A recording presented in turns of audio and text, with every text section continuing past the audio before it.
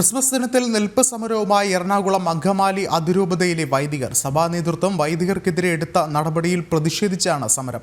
സമരത്തിൽ വൈദികർക്കൊപ്പം അൽമായ മുന്നേറ്റവും പങ്കെടുത്തു. എറണാകുളം അങ്കമാലി അതിരൂപത അപ്പോസ്തലിക് അഡ്മിനിസ്ട്രേറ്റർ മാർ ബോസ്കോ പുത്തൂരിന്റെയും major archbishop Mar Raphael തട്ടിലിന്റെയും നടപടികൾ അന്യായമാണ് എന്ന് ആരോപിച്ചാണ് വൈദികർ ക്രിസ്മസ് ദിനത്തിൽ നിൽപ്പ് സമരം നടത്തിയത്. അനീതിയെ ചോദ്യം ചെയ്യാനാണ് സമരമെന്ന് ഉദ്ഘാടനം ചെയ്ത അതിരൂപത വൈദിക സമിതി സെക്രട്ടറി ഫാദർ കുര്യാക്കോസ് മുണ്ടാടൻ പറഞ്ഞു. നേതൃത്വം കൂടെ നിർത്തിയിരിക്കുന്നത് ക്രിമിനലുകളെയാണെന്നും ഇവർ നടപ്പാക്കുന്ന അനീതിയെ അനുസരിക്കില്ലെന്നും വൈദിക സമിതി വ്യക്തമാക്കി. അപ്പോൾ എല്ലാവരും പറയുന്നു പുരോഹിതന്മാർ അനുസരിക്കണ്ടേ എന്ന്. അനുസരിക്കണം. ഞങ്ങൾ അനുസരിക്കുന്നത് ക്രിസ്തു അനുസരിച്ചതുപോലെയാണ്.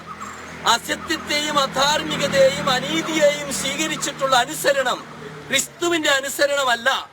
അങ്ങനെ ഒരു അനുസരണം കത്തോലിക്ക സഭ വിഭാവനം ചെയ്യുന്നില്ല. അനുസരണം എന്ന് പറയുന്നത് സത്യമില്ലെങ്കിൽ, നീതിയില്ലെങ്കിൽ, ധാർമ്മികതയില്ലെങ്കിൽ അത് പൊള്ളയാണ്, അത് അടിമത്തമാണ്. എറണാകുളം അങ്കമാലി അതിരൂപതയിലെ വിശ്വാസികളും സന്യസ്തരും വൈദികരും കേവലം അടിമകളല്ല, ഞങ്ങൾ ആത്മാഭിമാനത്തോടെ ജീവിക്കുന്ന ക്രിസ്തുവിന്റെ മക്കളാണ്. അതുകൊണ്ടാണ് ഞങ്ങൾ ചോദ്യം ചെയ്യുന്നത്. കഴിഞ്ഞ ദിവസം എറണാകുളം അങ്കമാലി അതിരൂപതയിലെ 4 വൈദികരെ ചുമതലകളിൽ നിന്ന് ഒഴിവാക്കി അപ്പോസ്തലിക് അഡ്മിനിസ്ട്രേറ്റർ ഉത്തരവിറക്കിയിരുന്നു.